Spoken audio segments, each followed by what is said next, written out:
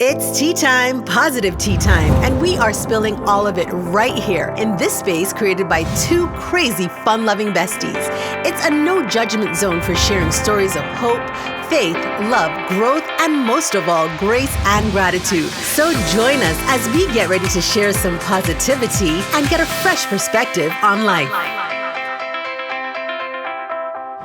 Hello, everyone, and welcome to another edition of Spilling the Positivity, and it is brought to you, this season is brought to you by Tetley, and this episode is brought to you as well by McVitie's Rich Tea Biscuits. Now, we're always excited here at Spilling Positivity, aren't we, Maria? Always. But we're very excited today because we have a super special guest, Tony Olton, who is the guru. I like to call him the guru. He doesn't like to hear that, but I like to call him the guru of emotional intelligence. He is the founder of the Caribbean Institute for Social and Emotional Learning. Yes. And, we're going to find out all about that. But before we do that, Tony, welcome to SPT. Thank you. Yes, it's such a pleasure to have you. Thank you. Tell us a bit about you, Tony. I think you're going to run out of time. That's okay. We'll make time. So let's start with where I am today. Yes. Today I'm about how do I use what I've learned, Okay. both just by the fact that I've lived life, Right. but also through intentional study, what I've learned to enable people to find their purpose and live their potential. Fantastic. You know, we've all gone to school and we've Yes. done the French and the geography and the history and the home economics, but nobody's really ever taught us about ourselves, Right. how we work, Right. and how we can be more effective in this space that we occupy. Okay. So that's what my life is now But how dedicated did you to. get here? I mean, you didn't wake up, you didn't come out and say, No, at 5, be like, I'm doing this. Not at all, not at all. What has life taught you that even brought you to this point? So I've lived life. Yes. When I was a boy at school, Canon Jones used to talk about the vicissitudes of life. Okay. I've come to understand what he means is life and its curveballs.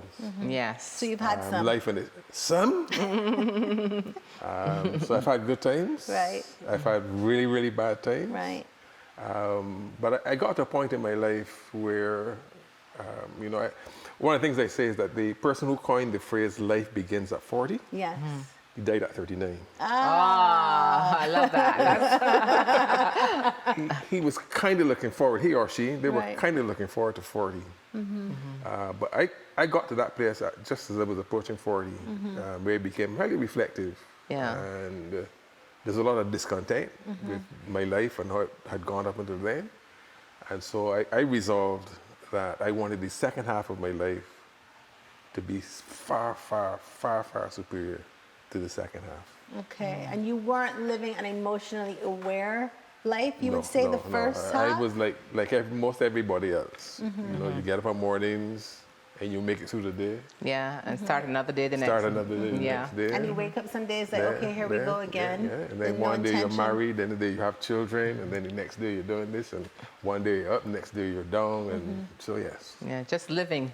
Just Existing. But yeah, really, but not existing, not really But living and not fulfilling, not exactly. that sense of peace and Yeah. fulfillment, and contribution, and making a difference. And, Right. yeah. So what brought about that paradigm shift for you? Apart from the fact that you were not Getting to be 40. getting to be 40, that was the Yeah, aha getting to be moment. 40 and asking, so what is life all about? You know, you've been here, you've done that, you've acquired this, you've lost that. You know, what is life really all about? And how can I make sure that the rest of my life is one that is richer and fuller? And that led you to emotional Yeah, intelligence. Yes. Tell us what that is. We hear that buzzword a lot, but really, what is that? Is that just being self-aware, or is there a lot more to it? Self-awareness is the foundation. Self-awareness is the foundation. But at our core, we are emotional creatures. Yes. You know, we think we are highly rational. We are not. The root of emotion, the original meaning of emotion or immortality is to move. You know, we are driven by our emotions. And so to the extent that we don't understand them, for example, I've just come from teaching a class. When I said to the class, emotions are neither negative nor positive. people are startled. Right. Emotions are very neutral. They just are. It's how you respond. First of all, do you recognize them? Do you recognize what is happening? Can you put a name on it? Yes. Yes. And one of the things we teach is that if you can name your emotions, you can tame your emotions. Yeah. I So like if you that. name it, you tame it. If you name it, you tame it. To name it, I have to become the observer of it. Yeah. Okay. So you have to be present. Is that necessary? Can I teach this class? Well, it's not a class, it's a conversation. And I just observe my emotion of learning something. So to name them, I must be observing them. So I'm not caught up in them. Yes, I am not my emotion. Okay. I am having an emotion experience. Right. Okay. And I can name them. I can say, I am feeling X, I am feeling Y. Then the next question is, so what are you going to do about it? The response. Okay. Yes. What is my choice? Is this an emotion I want to ride? Or do I need to shift? What we call now, do I need to navigate and move to different emotion? Why is this even important? Why does it matter? Do you think that something like this has an impact on Every aspect of your life. Wow. Of your Every aspect of your So life. we can see it in the schools, we can see it in the way what things happening in society, in Yeah. Whatever parenting. space you occupy, whatever role you occupy, you are who you are. You are there, and you are whoever you are. Okay. And it is your emotions that is driving, that is informing your decision making. You know? Right. So in Barbados we have issues, they call them non-communicable diseases. That means you don't catch it from anybody. It's not contagious. Right. Non-communicable diseases result from lifestyle choices. Right. We have issues with unwanted pregnancies, lifestyle choice, again. We have challenges with sexually transmitted diseases, lifestyle choices. We have issues with unmanageable debt, lifestyle choices. And all of those lifestyle choices you're saying are ruled by. Are rooted in our decision making, rooted in our emotions. Wow. Yeah, and I can really identify with that because I know sometimes people say, like the whole thing you just mentioned about lifestyle choices with like non-communicable diseases, people would say that they eat to soothe an emotion, or they may go and do what they call retail therapy to deal with an emotion. So there's really a strong linkage there. Yeah. So let me build out a little bit more for you. So we have two prime drivers in our lives, pain and pleasure. Right. So whenever I behave, I am chasing one of two things: the acquisition of pleasure, happiness, joy, entertainment, Right. or the avoidance of pain, shame, Yeah. guilt, Yeah. Okay. fear. Right. Yeah. Yes? Yes. The challenge is we've all gone to school, like I said, and we've learned our French and geography. We've not been coursed, we've not studied the world inside of ourselves. School helps us to understand some aspect and to some degree the world outside of ourselves. Emotional intelligence is about understanding and more effectively navigating the world inside of yourself. So that when you manifest, when you function, you're functioning out of two places. One, three places. One, with awareness. Two, out of intentionality. And three, out of being purposeful. Wow. So I notice what is happening, but I choose what's going to happen. I choose what is going to happen, and I know why I want that thing to happen. How do you respond to those people who say, well, you know, I cannot control how I feel. I am upset and I can't control it. Okay. So all behavior is learned behavior. Right. One. And two, all behavior has an emotional basis. Okay. So let's juxtapose those two things. All behavior is learned behavior. So the way I behave is how I've learned to behave. And that behaving is to satisfy some emotional need. Yeah? Yeah. So the response I give or the reaction I give is I've learned that way. If I'm aware, when it begins to erupt, I can arrest it. Yes. Yeah. If you're Okay. present and aware, you can then. If I'm present and aware Yes. that I have this tendency, that I have this preference, Right. that I go to almost now naturally. Yeah. It's your default. Yeah. That's the perfect word. That's my default. Yeah. So I accept it for what it is. Right. But do I function with that place of awareness? Yeah. As you said, do I stay in the moment? Do I recognize what is happening? Where do I now become the observer of myself? I say, aha, that fella is beginning to erupt. Okay? Am I going to let it control me? Yeah. Yes. Or am I going to control Yes, it? yes. So what role does triggers play in this whole thing? For instance, childhood trauma. Significant. Because there's significant, so, I mean, Yeah. we see so So many, many, so much and of that. other significant, things. Yeah. significant, yes. And it's something that we only know beginning to talk about. Yeah, to talk absolutely. about that there's a Right. significant amount of trauma that takes place in our lives. You know, in my own case, I'm told my father left home when I was 2 years old. Wow. Yeah.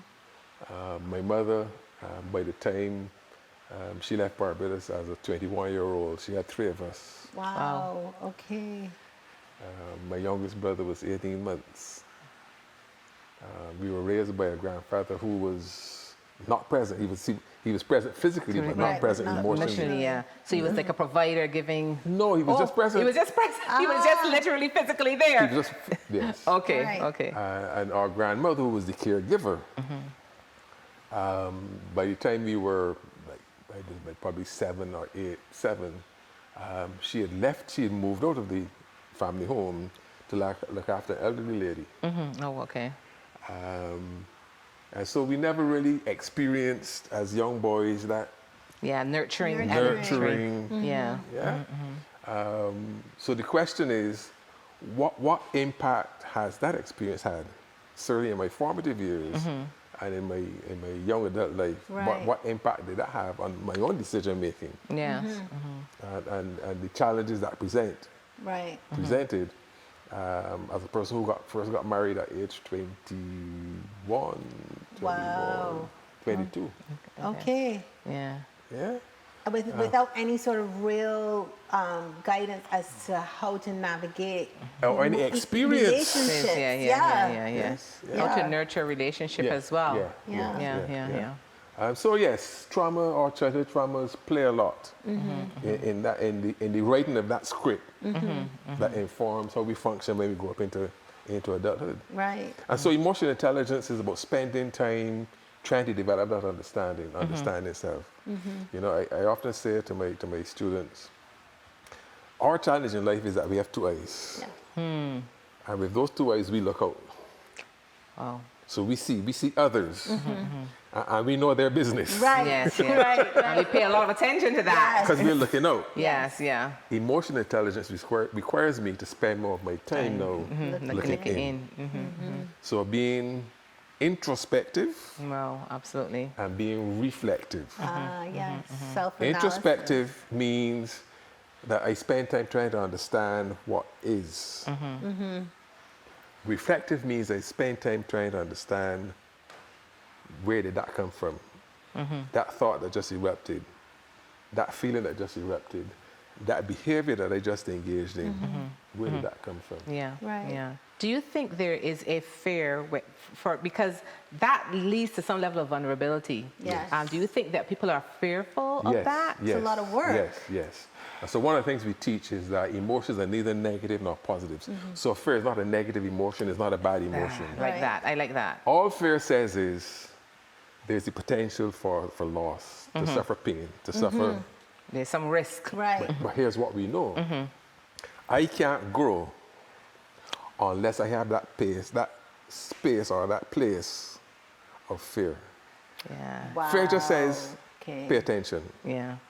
be careful. I need to sip It doesn't- some tea on that one. It doesn't say don't go forward. Yeah. Yeah. It says just Be careful. be careful. Take your time. Yes. Analyze. Be But that's reflective. not how most people see fear. No. Because there's fright. Fight, Or flight, freeze. Right. Yeah. Yeah. All fear says is there's the potential of injury, of loss, of harm. But that's okay. One of the things we teach is that what we describe as suffering Suffering is pain multiplied by resistance. Pain multiplied by resistance. So there's, Yes. there's the potential. Yes. So I'm going to be vulnerable.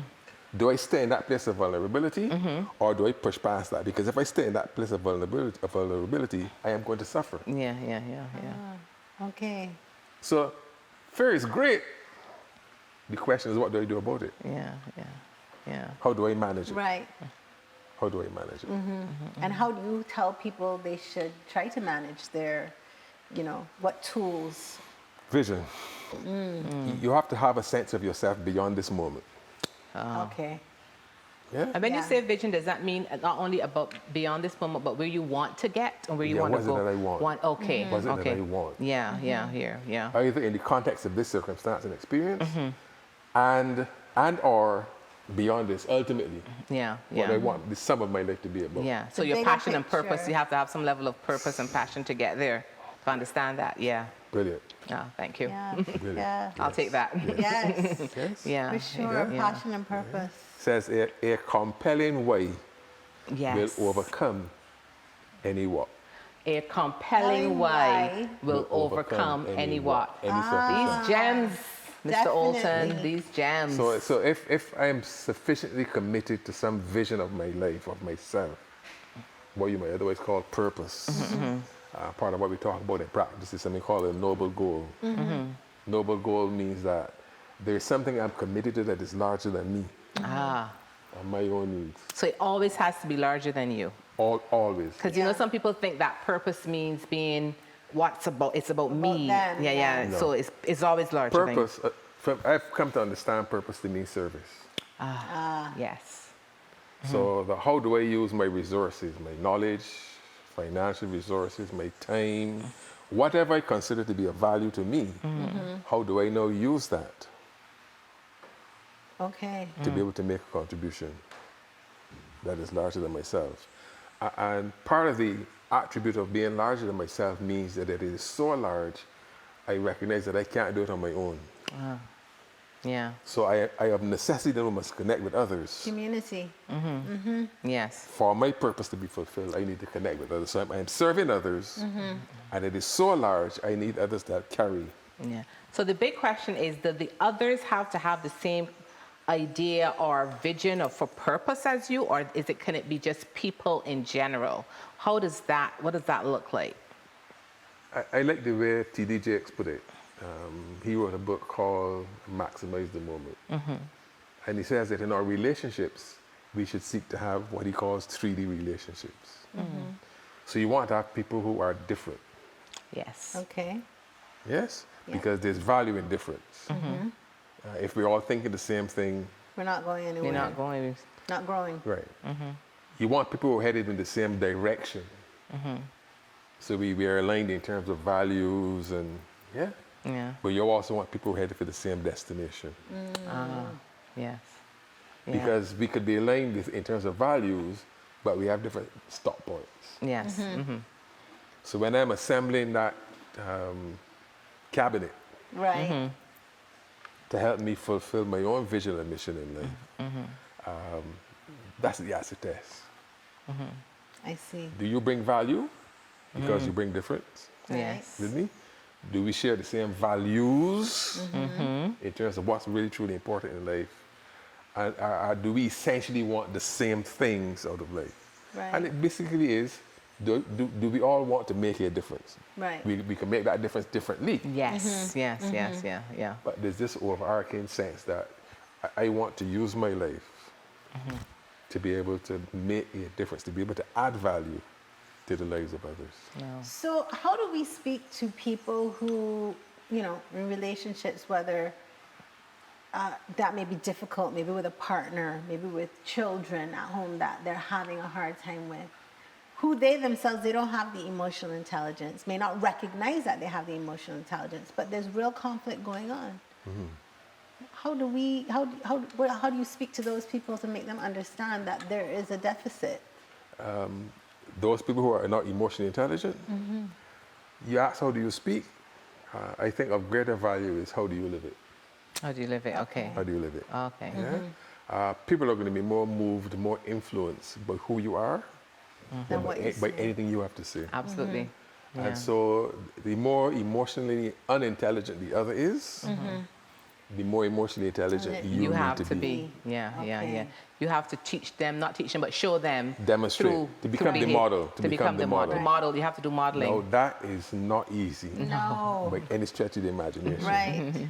But if you are persuaded that to become more emotionally intelligent allows you to be a more effective human being, and if you're persuaded you can't change anybody, Right. all you can seek to do is have influence in their lives.